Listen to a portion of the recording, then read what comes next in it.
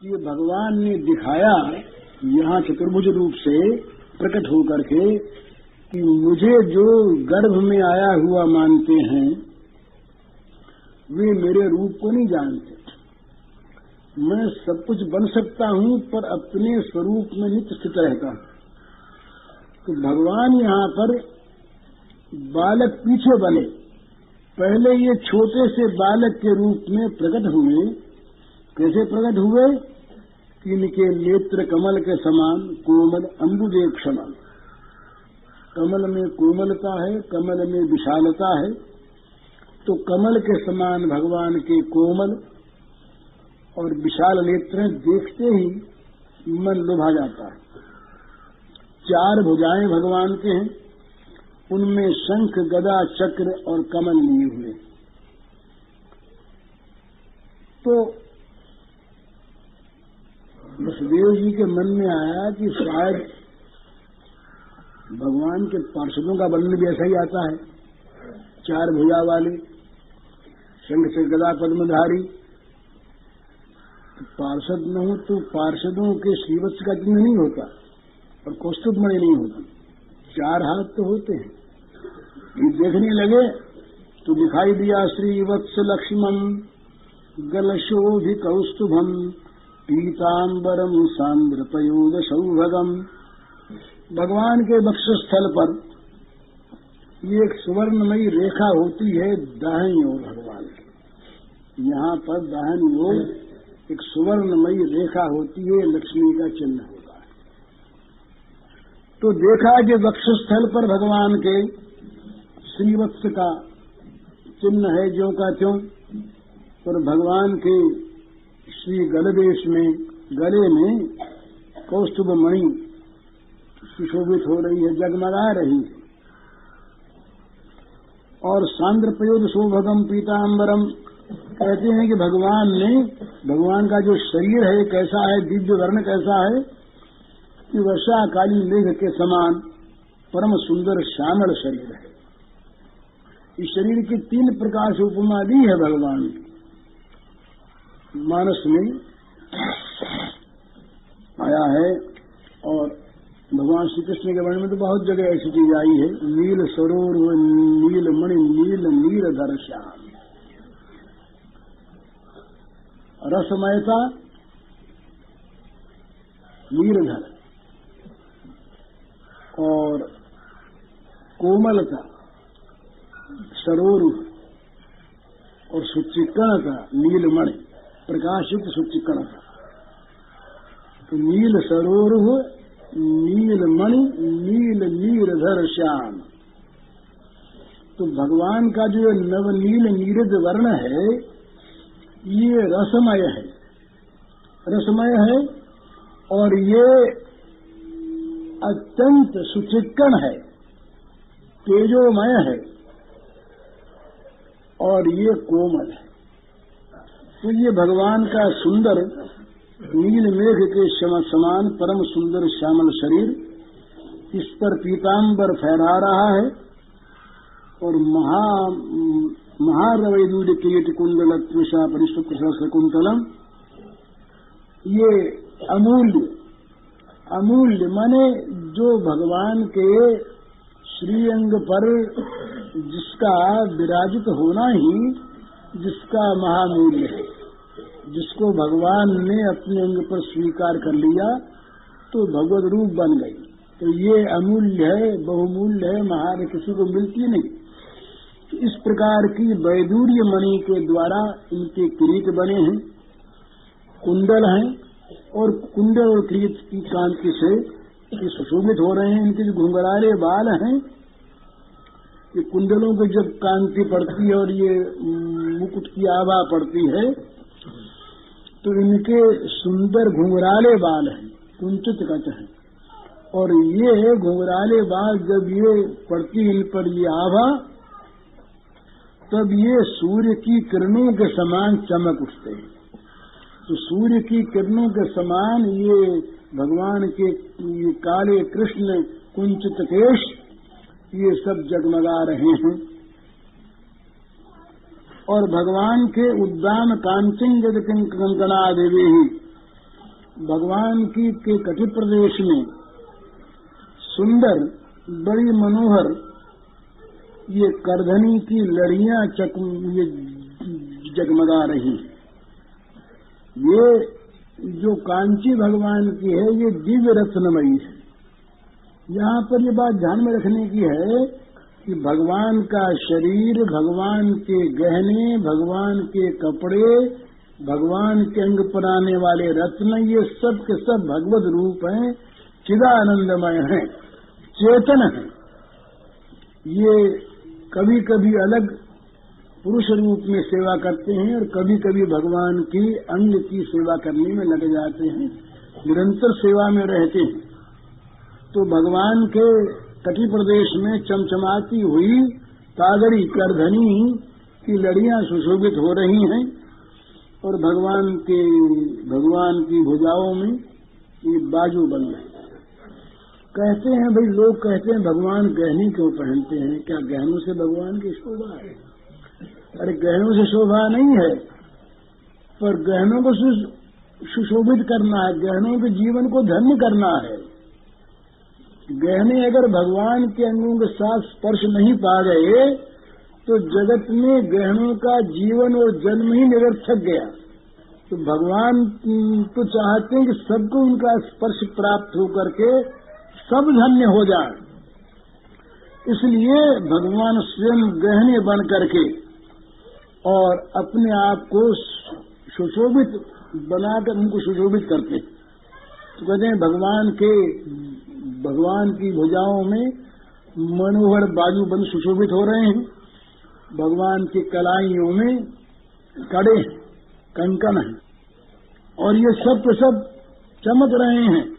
इन आभूषणों से सुशोभित जो भगवान हैं, छोटे से बालक, उन बालक भगवान के प्रत्येक अंग में गहना है और वो गहनों के द्वारा एक अनोखी आभा निकल रही है। भगवान का जो श्याम सुंदर रूप है कैसा है, इसका वर्णन ये है कि ये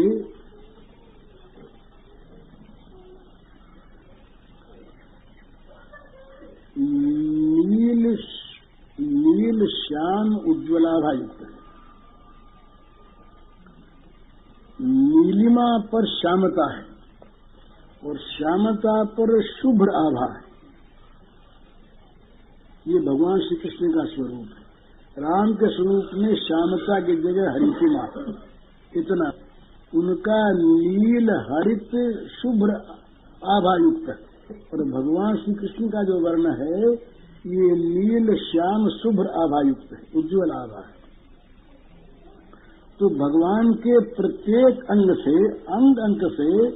ये आभा निकल रही है।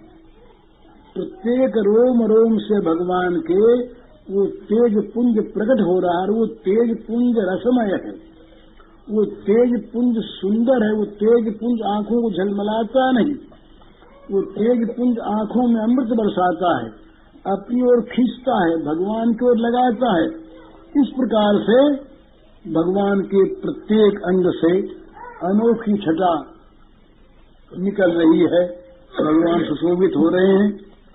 तो जब वसुदेव जी ने इस रूप में भगवान को देखा, एक शतक देखा, तो अब मन में अविश्वास नहीं रहा कि ये कोई बच्चा है, सो बात नहीं रही मन में। इस रूप को देख करके और उन्होंने समझा कि हरि भगवान जो स्वयं हैं यही मेरे पुत्र बन करके आ गए हैं। तो सदस्मी वो थुल्ल बिलोचनो हरिम सुतम बिलो क्या नकदुंदुबी सदा। नकदुंदुबी जो वसुदेव जी हैं वे पुत्र के रूप में आए हुए भगवान को देख करके दो बात हुई इनकी, तीसरी भी होगी। पहले तो आश्चर्य हुआ, ये कैसा सारा ये कैद खाना जगमगा उठा, अंधकार था। ऐसा अंधकार था, ये अंधकार का वर्णन किया है टीकाकारों ने कि अंधकार में निशीथ के अंधकार में जल लगे। तो जहाँ अज्ञानियों का हृदय अंधकार में डूबा रहता है, वहीं जिनका हृदय जागता रहता है वहाँ ये जन्म लेते हैं। तो सारा कंस मंडल सोया हुआ था ये जागने वाले दो ही प्राणी उस समय थे, वसुदेव देवकी, जिन लोगों का हृदय किसी ज्योति से जड़ित हो गया था। वो जगमगा रहे थे दोनों। तो पहले तो इनको बड़ा आश्चर्य हुआ कि ये बालक, ऐसा बालक, ये देवकी के बच्चा होने वाला था, ये बात ध्यान में थी। और ये क्या प्रकट हो गया, बड़ा आश्चर्य हुआ। एक छोटा सा बालक, कद लंबा नहीं था, कद बालक का था, तमुद्भुतम बालक, बालक रूप था। और सारी चीज तो भगवान विष्णु की, और रूप बालक का। तो अद्भुत बालक, छोटा सा बच्चा, इस प्रकार से देख करके आश्चर्य में डूब गए। पहले असीम आश्चर्य हुआ, बड़ा विस्मय हुआ। उसके साथ साथ ही अरे भगवान मेरे पुत्र होकर के आ गए, तो बस आनंद छा गया। आंखें दबदबा आई, खिल उठी आंखें आनंद से, आंखों में उनसे मानो आनंद बहने लगा। रोम रोम जो उनका है, वसुदेव जी का रोम रोम, ये आनंद में निमग्न हो गया। अब वो क्या करते बेचारे वहां पर, देने वेने को तो था नहीं उनके पास। तो मन ही मन उन्होंने संकल्प किया कि ब्राह्मणों को 10,000 गायें देंगे। मन ही मन से उन्होंने दे दी। 10,000 गायें उन्होंने बड़े आनंद में भर कर ब्राह्मणों को दी। अब भगवान के अंग कांति से सूर्य का ग्रह जो है वो जगमगा रहा था। भगवान का प्रभाव जानने से उनका सारा भय दूर हो गया। फिर बुद्धि को स्थिर करके उन्होंने सिर झुकाया और भगवान की स्तुति करने लगे।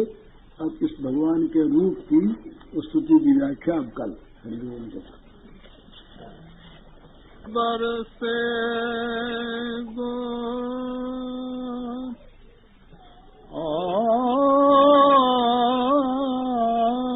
श्याम घन कर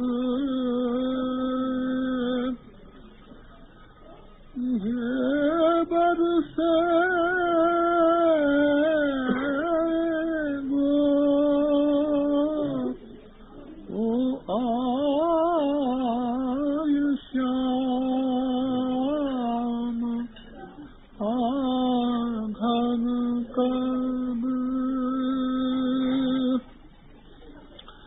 कब अमिलन संताप मिटे गो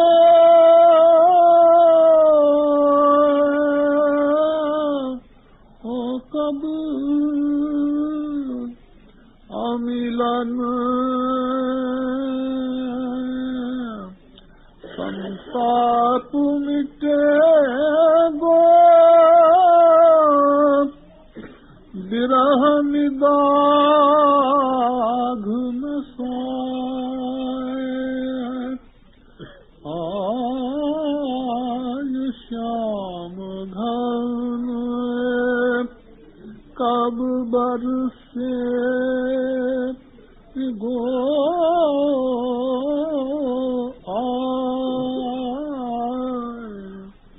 श्याम घन कब कब अमिलन संताप मिटे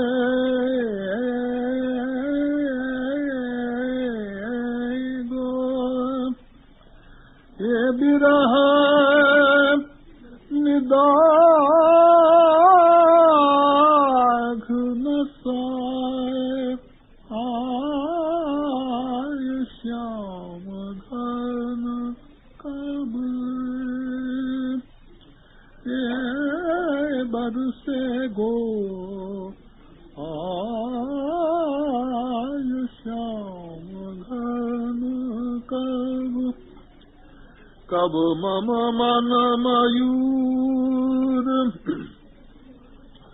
नाचे गो कब मम मन मयूर नाचे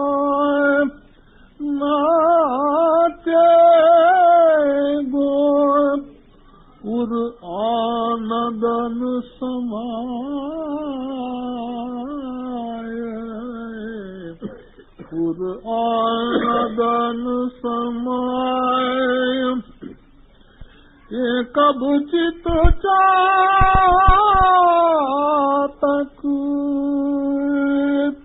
अहकी उठे गोय ये कब चित चातक सहकी उठे गोय श्याम स्वाति ये जल पाय श्याम घन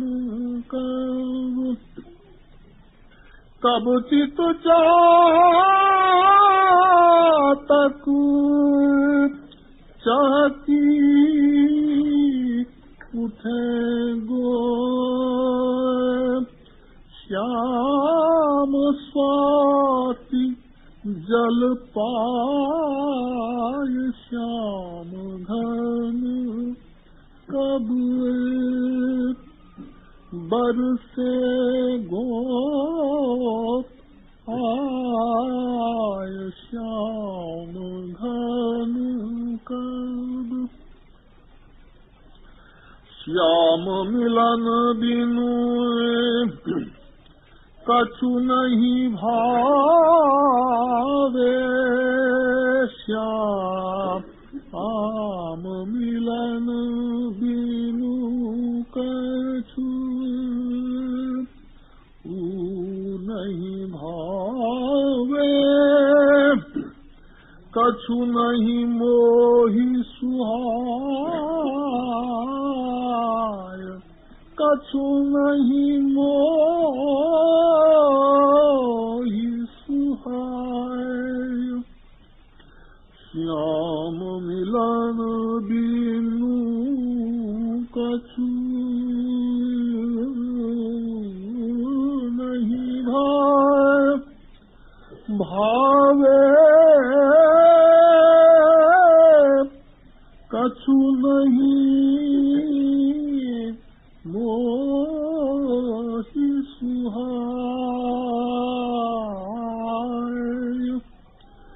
ये श्याम मिलन रस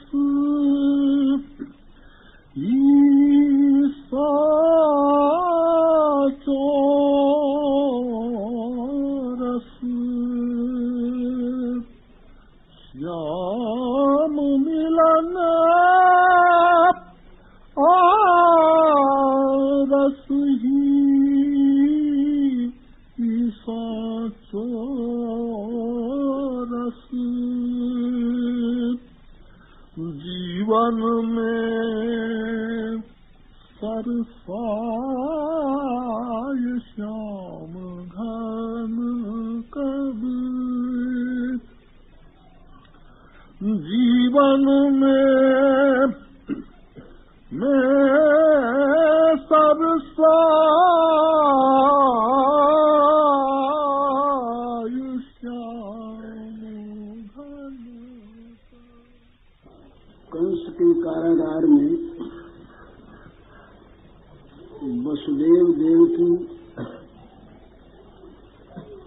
के प्रेम से आकर्षित होकर भगवान प्रकट हो गए। भगवान का अद्भुत बालक रूप वसुदेव जी ने देखा। ये कहते हैं कि वसुदेव जी जो थे ये भगवान के ऐश्वर्य और माधुर्य दोनों भावों के मिले हुए भक्त थे। जैसे नंद यशोदा केवल मधुर वात्सल्य से परिपूर्ण हैं, उस प्रकार से वसुदेव देवकी नहीं। वसुदेव देवकी की भक्ति में कोई भी कमी नहीं, पर वसुदेव देव की भगवान के ऐश्वर्य रूप की भी उपासना साथ साथ करते हैं। और भगवान ने कहा भी आगे आवेगा, युवा माम पुत्र भावेन ब्रह्म भावेन चासकृत चिंतयन्तु पितुस्मेह यास्ते थे मदगतिम परा। भगवान कहेंगे आगे कि तुम दोनों का मेरे प्रति पुत्र भाव भी रहेगा और निरंतर ब्रह्म भाव भी रहेगा, दोनों भाव रहेंगे। और इस प्रकार वात्सल्य स्नेह के द्वारा और तत्व चिंतन के द्वारा तुम्हें मेरी गति की, मेरे परम पद की प्राप्ति हो। तो वसुदेव जी और देवकी मैया ये दोनों के दोनों